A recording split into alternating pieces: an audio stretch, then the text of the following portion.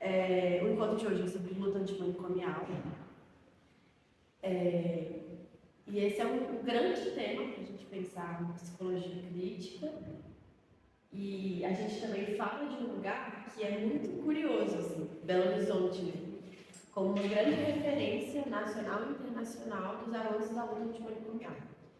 Avanços esses que têm suas contradições, a gente vai falar um pouco disso, mas para vocês terem uma ideia, uns meses para trás eu fui num congresso internacional que foi aqui em BH, e aí depois o congresso ficou mandando uns anúncios assim, de coisas que eles iam fazer, e uma das coisas era tipo um intercâmbio em saúde mental em Belo Horizonte, para conhecer a RAPS daqui. E essa fortaleza é muito ligada ao papel que a arte tem nos serviços que estão em funcionamento em BH. Então, só para localizar assim, territorialmente, e aí eu queria começar contando uma história rapidinho. Não sei se vocês viram o cardzinho que a gente fez de divulgação desse evento, que tem uma imagem de um cavalo azul. E aí contar a história desse cavalo que se tornou um símbolo da luta antimanicomial. E a história é a seguinte: em junho de 1972, pacientes internados em um hospital psiquiátrico de Trieste enviaram uma carta ao presidente da província lá, pedindo para que o cavalo de verdade, né, que cumpria os serviços de carga por muitos anos lá no hospital, que ele fosse aposentado, porque ele já estava velho e tal. E aí fizeram essa carta, escrita em primeira pessoa, como se fosse o cavalo, colocando a proposta de pagarem o que eles queriam, eles iam pagar tipo, para abater o cavalo. E falando que cuidariam dele pro resto da vida. E a província cedeu a essa solicitação deles. E para eles isso foi decisivo, assim, de ver que eles poderiam ser ouvidos. Então é tido como um passo decisivo no que vai se consolidar como a luta antimanicomial, assim, a possibilidade daquelas pessoas terem direitos. Assim. E aí, baseado nisso, o Vitor Basaglia, que é o primo do Basaglia, que o Diego vai contar um pouco mais quem ele era um artista e ele, junto com esses pacientes, começa a construção desse cavalo de papel machê azul gigante. E os pacientes colocam na barriga desse cavalo os desejos que eles tinham e o cavalo fica pronto. Só que acontece uma questão, que na hora que eles vão transportar esse cavalo para fora do hospital, ele era maior do que as portas. E aí eles se veem assim, em processo quase de identificação com o cavalo que não podia sair dali. E a alternativa que eles conseguem é de jogar o cavalo contra a porta e a porta quebrar, e isso ser o início da quebra dos muros mesmo desse manicômio, e de forma muito simbólica, assim. Então, por isso que o marco cavalo, como é nomeado, se torna esse símbolo para a luta antimanicomial, e a gente vai começar a contar um pouquinho dessa história. Eu vou falar um pouco sobre a luta antimanicomial na Itália, porque foi de lá que se iniciou o processo, a partir do Basaglia, não do Vitor, do primo dele, que acabou se tornando um processo que foi referência mundial da luta antimanicomial e pelo fim dessa política patologizante, né? Então, para começar, Basaglia, ele foi formado em psiquiatria, mas que desde o começo era muito crítico à medicamentação, ao tratamento pessoas internadas, né? E aí ele começou a fazer, depois da Segunda Guerra Mundial, por volta do ano de 1961, ele começou um processo assim, junto com uma equipe, né, de tentar fazer um movimento antimanicomial, e o que ele tentou criar algo chamado psiquiatria democrática, né? E aí ele fez diversas experiências, as principais e as maiores, mais conhecidas, foram os hospitais psiquiátricos de Gorizia e Trieste. Então, o primeiro de todos foi o Gorizia, onde eles foram e tentaram cuidar dos pacientes lá no hospital, ainda no hospital, mas de uma forma mais humanizada, tentando sair desse viés da patologização e tentando considerar mais as pessoas em sua unidade, assim mesmo, tentar considerar a dimensão pessoal de cada um, tentando humanizar o processo, né? Mas nesse marco de ainda ser dentro do hospital. E isso se baseando nos 3 princípios que eu vou colocar, que é o de enxergar o hospital psiquiátrico como um sistema de classe interno ali, onde tinham os internados, tinham os guardas, tinham os trabalhadores lá, onde se criavam as relações de opressão dentro do hospital e de estigma, de patologização, enfim. E aí ele, a partir disso, tentando se opor a isso, ele começa a tratar as pessoas como pessoas, né? Antes eles eram tratados como animais e eram encarcerados, enfim. E aí ele tenta colocar a pessoa e a sua vida no centro dos debates, né, das pesquisas, tratamentos, tentando tirar a doença, né? Porque nessa época, e ainda hoje é muito esse pensamento, de que você tem que patologizar mesmo, para você tentar descobrir o que a pessoa tem, enfim, procurar por exemplo, esse gene de certos transtornos. Então, hoje em dia, a gente não tem nada muito forte em relação à alta DH, de procurar um gene específico que faria isso, enfim. E ele vai sair desse viés para pensar um outro tipo de tratamento. E aí, com o avanço disso, na década de 70, no começo da década de 70, ele fez o segundo experimento no hospital de Trieste, que a Marta falou, onde ele conseguiu já dar um passo largo nessa luta que foi de tirar as pessoas de dentro do hospital, criando então centros de convivência para essas pessoas já no centro da cidade, já pensando também para as pessoas que, por N motivos, não teriam como ir para o centro, não teria familiar por perto, alguém de referência, alguém que pudesse ficar no hospital ainda, mas que não fosse mais tratado como alguém internado, mas sim como residente ali, uma pessoa que estava morando ali e não uma pessoa interna, que estava presa ali, né? E aí ele cria diversas estruturas terapêuticas, inclusive uma coisa interessante é pensar que comunidade terapêutica no Brasil hoje em dia é algo que a gente execa mesmo, a gente coloca que são novos manicômios, né, uma nova lógica manicomial que se reatualiza para os dias de hoje no Brasil, mas que comunidade terapêutica foi algo desenvolvido por Basaglia, obviamente não é essa que é colocada hoje com esse viés religioso, etc., mas que é interessante ver como que eles vão deturpando isso, pegando os nomes e criando outras coisas, né? Porque o Basaglia é pensado realmente no sentido de comunidade, de integrar essa pessoa em sociedade e tratar dela em liberdade, né? Humanamente. Então, foi bastante tempo depois, já 7 anos depois desse início, de tentar acabar com os hospitais psiquiátricos, teve o fechamento definitivo do Trieste. E aí o Franco Basaglia começou a sugerir que isso se nacionalizasse, internacionalizasse, para que a gente pudesse ter esse novo tipo de tratamento na sociedade e que a gente fosse contra a lógica manicomial.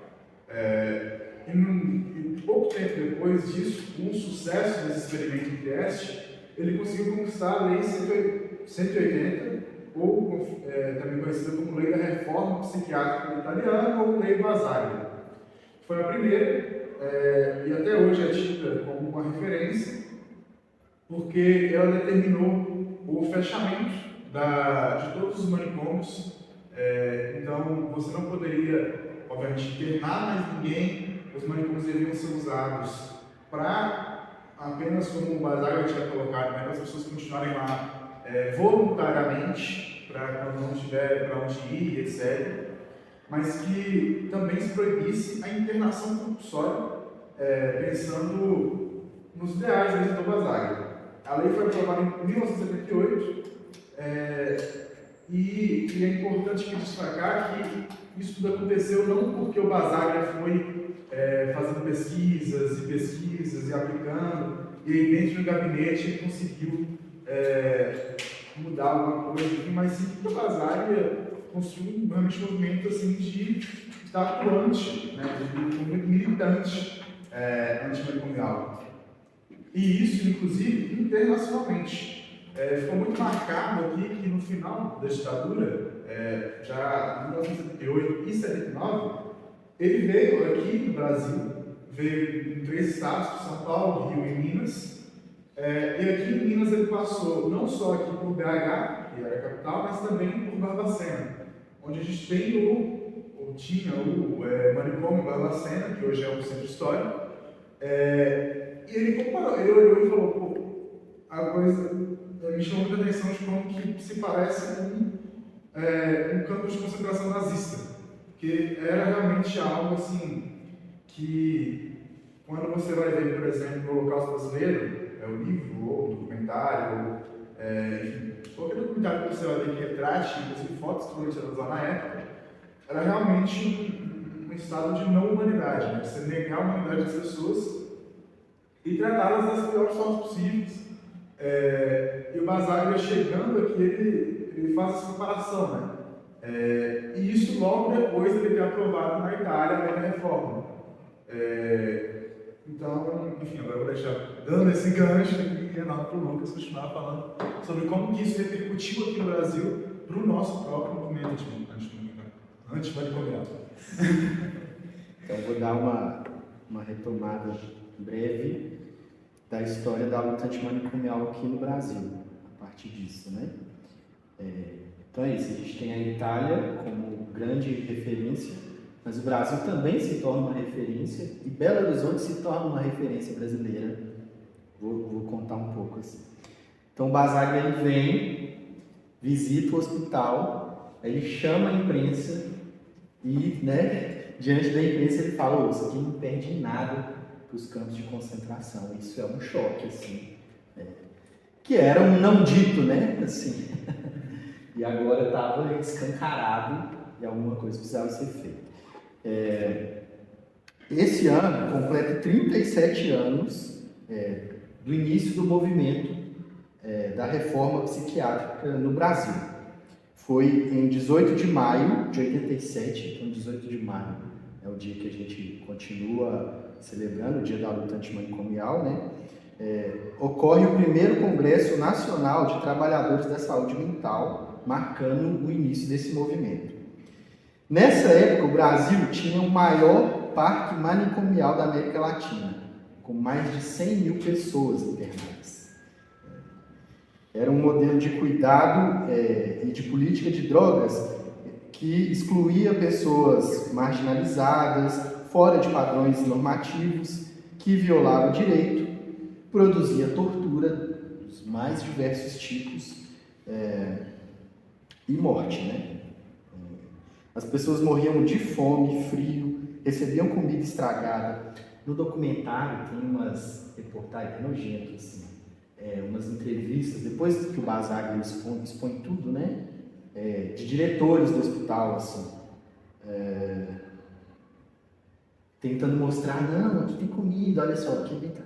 É nojento assim, o cinismo desses caras. Né? O documentário nos próximos. Fica dica para vocês. Acho que tem no YouTube, gratuito. Assim. Nos porões da loucura.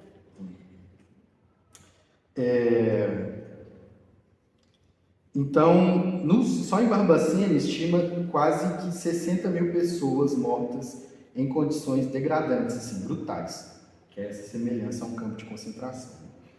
E é isso, né? Comida estragada, obrigada a ficar nua no pátio com frio, em meio a rato, barata, urinava e defecava no chão, tratamento psiquiátrico violento, como eletrochoque, lobotomia. E aí, assim, tem aqui um dado interessante. 70% das pessoas internadas não tinham diagnóstico psiquiátrico.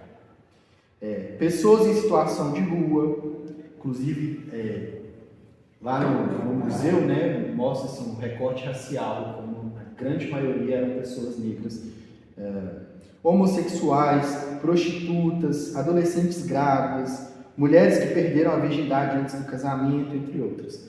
Não, para ser internado lá, né, não precisava de um laudo psiquiátrico. A polícia podia internar morador de rua, os pais podiam internar as filhas, os filhos podiam internar as mães, os irmãos podiam internar as irmãs, maridos podiam internar esposas, essa coisa do gênero forte. E tem alguém da minha família me ligando aqui, ó. Não sei se aconteceu alguma coisa, mas eu só acabo aqui rapidinho. E que mais? Filhos que internavam pais idosos para pegar herança. Então, assim, era bem absurdo. Só que a gente não pode se prender nesse dado como se fosse ok pensar que os 30% que tinham um lado psiquiátrico estava tudo bem para lá, né? É justamente um pouco isso que a gente vê hoje mais forte, assim, de uma lógica manicomial que sobrevaloriza o papel da psiquiatria e do diagnóstico e da doença. Então, assim, não justifica, né, esse tratamento, mesmo que a pessoa tenha um laudo, ela ter, ela ser internada e passar por esse tipo de coisa, que acontece, por exemplo, ainda hoje, com a retomada das comunidades terapêuticas, eu vou falar um pouco mais, mas que segue essas coisas, né? Tortura, alimentação precária, estragada, etc. Pessoas que vão e são submetidas a, como é que fala, né? Uma conversão forçada para o cristianismo, etc. As universidades ao redor do país encomendavam restos mortais das vítimas para seus laboratórios de anatomia, sendo a UFMG um importante cliente. Então, a gente tem aula de anatomia aqui, vê lá os pedacinhos de joelho e tal. Às vezes até o corpo completo mesmo, ele não sabe a origem. É possível que venha de Barbacena, assim, que era um negócio lucrativo também. E aí, esse movimento da luta antimanicomial ele foi ganhando força e ele convergiu com a luta também pela redemocratização do Brasil e a construção do SUS, né? Que levou a uma mudança bem profunda, assim, importante no modelo assistencial e saúde mental no país. Então, em 2001, foi aprovada a Lei da Reforma Psiquiátrica, que substituiu a política do modelo manicomial por novas estruturas de tratamento, priorizando o tratamento territorializado e de base comunitária. Formou-se a Rede de Atenção Psicossocial, a RAPS, que é integrada ao SUS, como um conjunto articulado de diferentes pontos de atenção à saúde.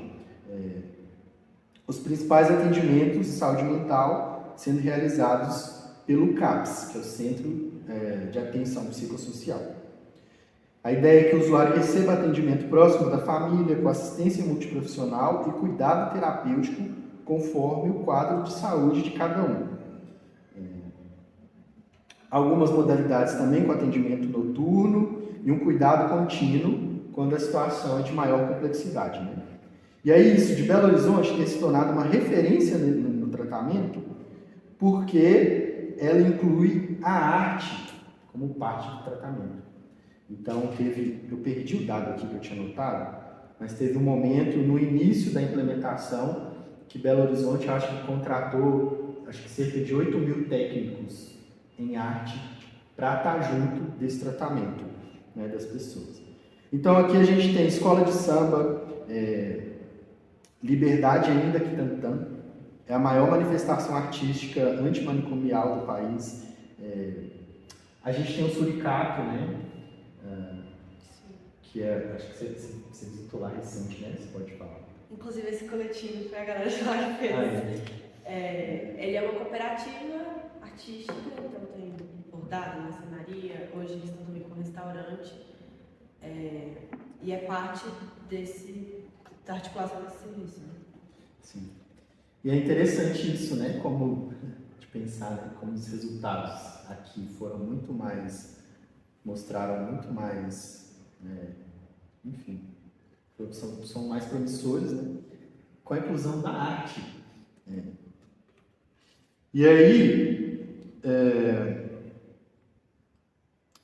essa reforma psiquiátrica brasileira é conhecida internacionalmente pelos avanços que teve, né? Mas que nunca deixou de enfrentar contradições. Assim, né? Problemas de subfinanciamento da saúde como um todo, estruturas precárias, falta de profissionais, pouca valorização, forças políticas reacionárias, né? O estigma da loucura que ainda permanece, o estigma também com o consumo de substâncias psicoativas, enfim. E todas as conquistas que a gente teve, quando a gente olha na verdade, são conquistas parciais e que estão sempre em ameaça, como a gente vai ver, né, que processos que vieram com o golpe de 16, enfim, a política de austeridade, né, com Temer, que colocou os trabalhadores para pagar pela crise gerada pelos próprios capitalistas. Né? Então, em 2017, o Michel Temer publica uma portaria fortalecendo a volta da internação massiva. Os recursos começaram a ser direcionados a instituições privadas com características manicomiais, com natureza lucrativa e ou ligadas a entidades religiosas, como essas comunidades terapêuticas que o Diego mencionou. Em 19, o Ministério da Saúde publica uma nota técnica determinando a ampliação de leitos em hospitais psiquiátricos e comunidades terapêuticas, além de fornecer compra de aparelhos de eletroconvulsoterapia, que é o choque. Né? Em 22, aí já em Bolsonaro, né? Uma portaria revoga o financiamento federal, incentivos financeiros e estratégias de desinstitucionalização da RAPS no SUS. E um estudo de uma ONG revelou que entre 17 e 20 o investimento público em comunidades terapêuticas chegou a 560 milhões. O relatório mostrou deficiências significativas em termos de planejamento, controle e avaliação dessas comunidades, fora um monte de denúncia, de tortura, enfim, essas coisas, né? Diversas violações de direitos humanos. E aí, já no governo Lula-Alckmin, o Lula, durante a campanha, ele promete retomar, né, a reforma psiquiátrica, enfim. Ao mesmo tempo que também em campanha ele faz um compromisso com os evangélicos, né, que são os mais interessados nas comunidades terapêuticas. Então, assim, teve alguns setores que alimentaram a ilusão de que iam voltar uma política de saúde mental nos moldes da reforma psiquiátrica, mas uma das primeiras medidas foi criar um departamento de apoio às comunidades terapêuticas, logo nos primeiros meses, e colocar um bolsonarista para gerenciar esses departamentos. Ele permaneceu por alguns meses, mas teve que retroceder devido à pressão de setores da própria base do governo. Né? No entanto, a política de austeridade foi renovada com o arcabouço fiscal, né? Que em alguns aspectos chega a ser mais cruel que o teto de gastos antigo do Temer. E é muito difícil a gente pensar numa continuidade das políticas de reforma psiquiátrica, de cuidado em liberdade, de cuidado humanizado, com esse arcabouço fiscal em vigência. Assim, é uma coisa... não tem espaço para isso. Né? O dinheiro é todo destinado para o lucro lá dos especuladores, dos banqueiros, enfim. E o SUS continua sendo desmontado e entregue à iniciativa privada. Né? Por fim, é isso, né? Assim, a vida continua sendo muito precarizada, o que leva a questões de saúde mental cada vez mais massificados, né? E aí é uma lógica que uma hora não tem futuro dessa perspectiva. Por isso a pergunta: se reforma ou revolução quando a gente fala de luta antimanicomial? E aí eu vou colocar elementos para a gente pensar sobre essa pergunta, partindo primeiro de conectar tudo isso que os meninos trouxeram com o que a gente vem desenvolvendo nos outros encontros, com uma visão mais da psicologia histórico-cultural, para a gente fundamentar o porquê a lógica manicomial nunca vai conseguir dar uma resposta em termos de saúde de doenças. A gente parte de uma noção abolicionista, então, contra qualquer tipo de prisão, entendendo que o papel social que cumprem as prisões mesmo, né? Aí nem falando só dos manicômios, mas que a gente sabe, tipo assim, o cancelamento em massa da juventude negra e a serviço do que isso está, né? Dos lucros dos capitalistas. Mas por que quando a gente fala de reabilitar uma pessoa, por exemplo, para viver em sociedade ou propiciar processos de saúde, por que não serve assim, você isolar uma pessoa? Tudo isso se conecta ao que a gente tem conversado sobre qual que é o lugar que o outro tem no nosso desenvolvimento. Então, se a gente está partindo, né, dessas elaborações do Vygotsky, que esse lugar que o social tem, ele não é só de influência, de pressão, mas ele constitui quem a gente é, através, por exemplo, do processo que ele chama de internalização, que é através das nossas relações sociais, da nossa atividade, a gente ir desenvolvendo a nossa personalidade, os nossos desejos, tudo isso. Quando esse outro ele é vetado dessa relação, simplesmente você não tem vias de desenvolvimento. E aí isso me lembra uma história muito bonita que a Anísia da Silveira conta, que é, né, um dos nossos grandes nomes para pensar luta antimanicomial no Brasil, é uma psiquiatra, que inclusive tem um filme, né, Anísia, O Coração da Loucura, que é lindo, para quem não viu. E ela vai falar, assim, resumindo a história, mas era de um paciente que ela acompanhou, que ele passou por um momento de crises muito severas, e ele era artista antes. Na verdade, ele sempre foi artista, né? Mas isso foi se expressando nas obras dele. Ele desenhava muitas casas, e eram casas muito organizadas, assim. E aí, com o passar do desenvolvimento dessas crises, as casas iam ficando muito caóticas.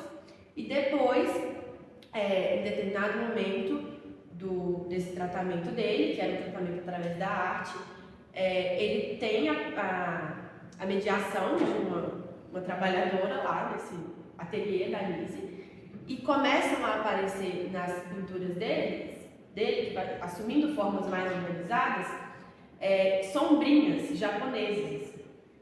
E eles não vão entendendo muito o que são aqueles elementos, e aí, tipo, até chegarem nisso, de que eram sombrinhas japonesas, e aí depois conseguem fazer a conexão de que isso tinha relação com o fato da mediadora ter uma origem japonesa. E aí, isso demonstrando assim, o papel que tinha a mediação dela, que era tipo, estar ali do lado dele, nessa reorganização psíquica dele mesmo. Então, isso fundamentando essa perspectiva mais tipo, de por onde que a gente olha, né? Esses processos de desenvolvimento e a partir daí, uma defesa intransigente da lógica antimanicomial. E aí, chegando nessa pergunta, né? Mas reforma ou revolução? Para dar conta disso. O que a gente vem vendo nesses últimos 20 anos, desde que a lei da reforma psiquiátrica é aprovada no Brasil e a RAPS começa a existir, é uma série de avanços e retrocessos, e muitas vezes o que é tido como avanço é só tipo uma diminuição do retrocesso, e a gente vai caindo nessa lógica do que é o mal menor, mas um profundo desmonte do SUS, o que nos leva a uma questão que é como tensionar isso até o fim. Assim, o que seria uma resposta para a luta antimanicomial que pudesse realmente dar conta do que é o adoecimento psíquico? E para a gente responder isso, é muito importante que a gente enxergue como no capitalismo a loucura ela é usada como uma forma de opressão. Nesse sentido que a gente vem desenvolvendo, de como cada uma das opressões, então racismo, opressão de gênero, LGBTQIA+, fobia, elas são conectadas com a exploração capitalista então extração de mais-valia, de forma oportunista para gerar mais lucro. E como isso acontece no caso da loucura? Acontece primeiro através do ideal, do que é normal e do que é patológico. Então, esses parâmetros eles são definidos no que é necessário para que o sujeito consiga produzir e estar inserido naquele modo de produção. Tanto que a gente já trouxe isso aqui como um critério diagnóstico do DSM, para você entender se aquilo é um quadro mais passageiro ou se é de fato um diagnóstico, assim, a capacidade ou não do sujeito produzir. A gente trouxe no dia passado, né? Não foi nesse? Mas, então, estou dizendo agora. É importante, sim. Então, como que esse ideal de normalidade ele vai sendo pensado a partir daí? Assim? O que é útil e o que não é, para que você consiga gerar mais valor. Aí entra também a indústria farmacêutica, que é uma indústria extremamente lucrativa. Assim, mundialmente, depois da armamentista, é a que mais gera lucros. E que entra nessa roda, né, de normalizar os sujeitos também que não são considerados aptos para produzir. E mais um ponto é como esses organismos que vão tomando novas caras assim, com o passar do tempo, que um dia foram os manicômios, como o de Barbacena, que eram muito lucrativos, que as pessoas eram colocadas peladas no pátio para morrer e serem vendidas como cadáver para a FMG e para tantas universidades. Mas hoje, essas comunidades terapêuticas que se dão com negociadas entre o governo e a bancada evangélica, por exemplo. Enfim, clínicas também psiquiátricas privadas, como isso tudo gera também muito lucro. Sobre a loucura. Pode. É porque é isso, né, que a Marta traz importante, tipo, tem-se a ideia, a partir da psiquiatria, que a loucura é uma coisa, tipo, que a ciência avançou a ponto de você conseguir apreender isso que a gente chama de loucura e contentar decifrar. Quando, na verdade, é uma categoria social que é inventada pós-revolução industrial, tipo assim, né, com um contexto ali de uma população urbana muito concentrada, um momento ali muito caótico e a necessidade de docilizar a força de trabalho, entre outros aparatos, né, a psiquiatria surge, também não como um avanço da ciência, mas por uma necessidade do modo de produção da burguesia ali, de exercer controle. Então, é importante a gente pensar a partir disso, né? O discurso medicalizante, o discurso psiquiátrico e tal, nesse sentido de reforma ou revolução, porque é uma luta, pensando na loucura como uma forma de reflexão, que não vai até o fim, não sei se você ia falar disso.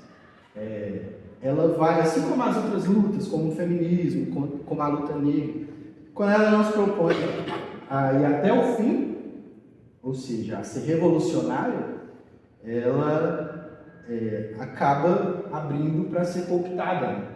Então, o que a gente vê hoje, Basaglia alertava lá, quando se aprovou a lei Basaglia, ele falou assim, derrubamos os muros, mas a gente tem que tomar cuidado com os manicômios sem muro, e a luta precisa continuar, uma perspectiva bem revolucionária mesmo que ele tinha, porque é isso. Então a gente derruba, a gente humaniza, mas a gente vai transformando, a gente vai mantendo essa lógica manicomial de uma maneira talvez mais sutil, não sei, mas a partir da medicamentalização, a partir do excesso do diagnóstico, enfim, que é uma outra maneira de se exercer, né, esse controle, para além do manicômio em si. Então é importante. Só incrementada ainda que você falou, tipo assim, tem muito diálogo entre isso e as prisões, né, não é tipo à toa.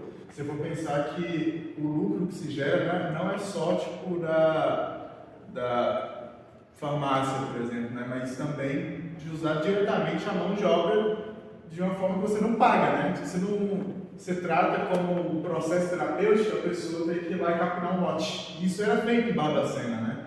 Isso é feito nas comunidades terapêuticas.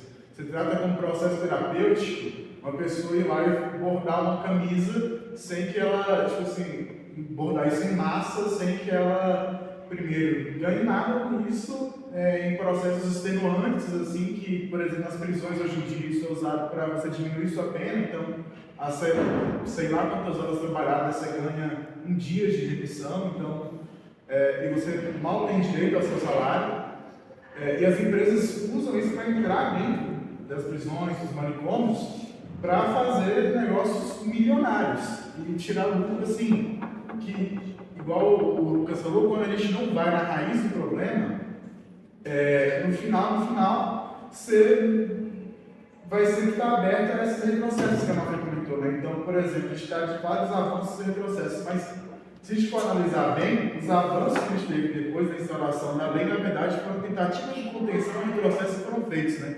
Tipo, eu gosto de comparamento com o orçamento. Tipo, a gente vê como que hoje em dia a gente comemora um aumento no orçamento da educação, que na verdade, se você for ver bem, não chega a recompor o que foi perdido em uma década, né?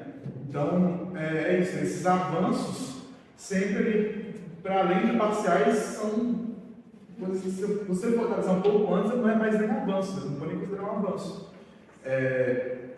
E pensar em como que isso tudo é feito, os manicômios, as prisões, essa lógica de você separar o sujeito da sociedade também tem muito forte esse intuito de você docilizar, né? De você conter a revolta por outros meios.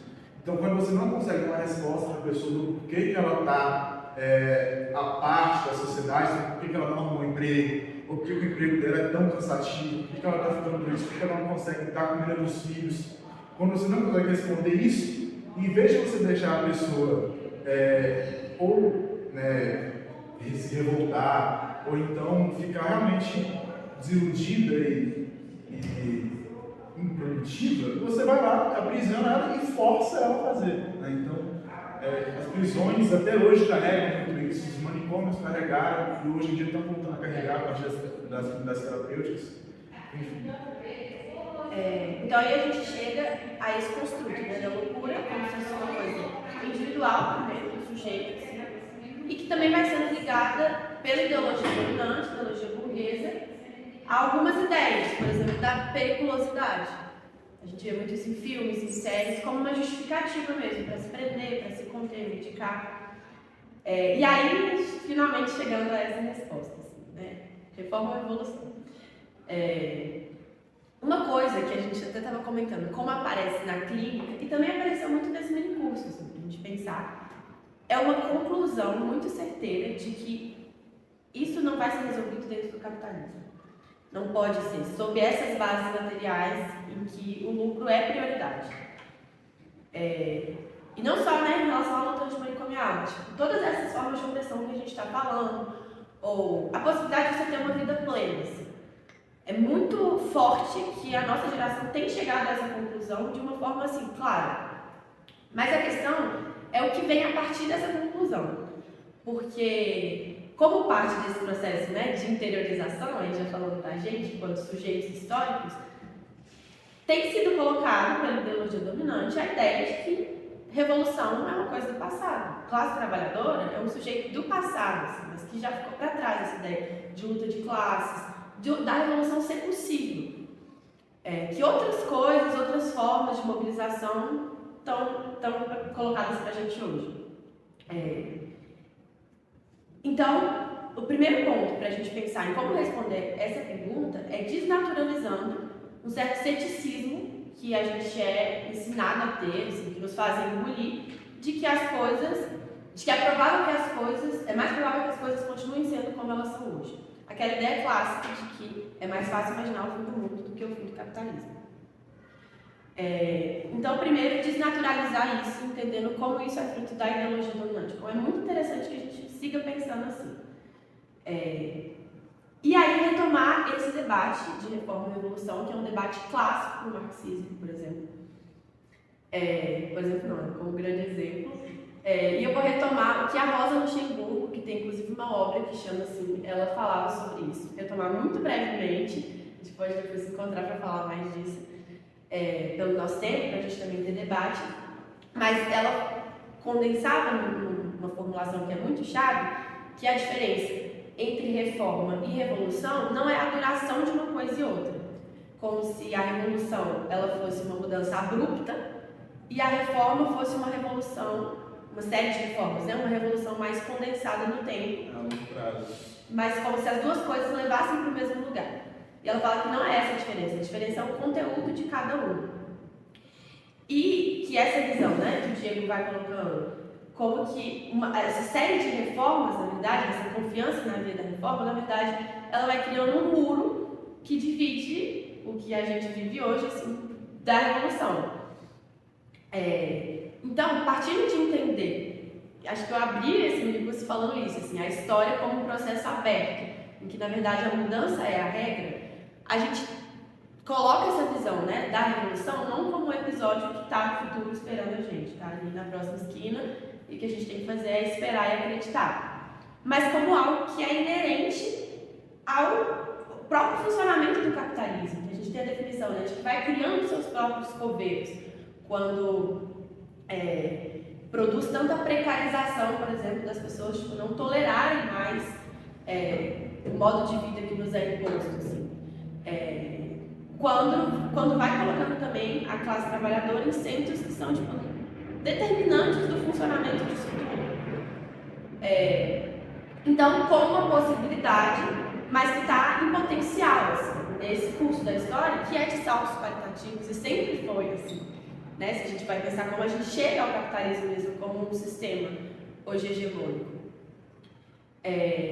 Então, que está colocada uma possibilidade no que, enfim, já entrou em outra formulação, mas que o Lenin define, por exemplo, a fase que a gente vive, né, do imperialismo, como uma fase de crises, guerras e revoluções.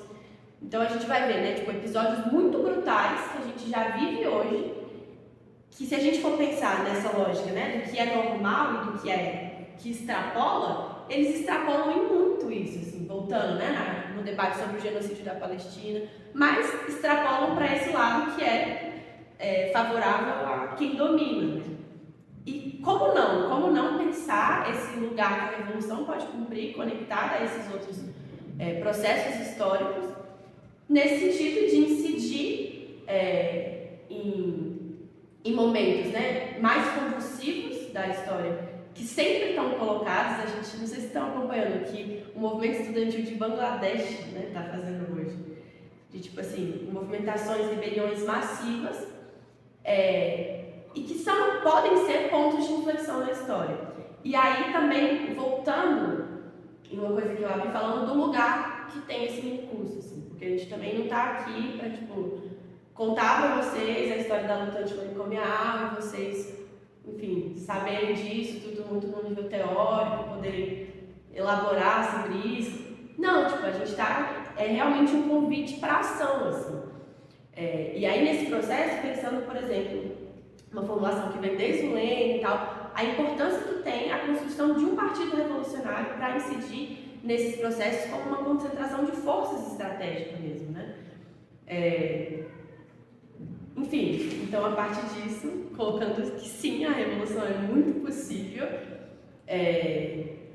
mas que exige essa preparação, assim, organizativa, de acumulação de forças mesmo, para que esses momentos da história eles também não venham e passem, e as coisas não deem esse salto qualitativo, assim, que possa de fato, voltando para o nosso tema, confrontar todas essas bases da concepção que a gente tem de saúde hoje, por exemplo.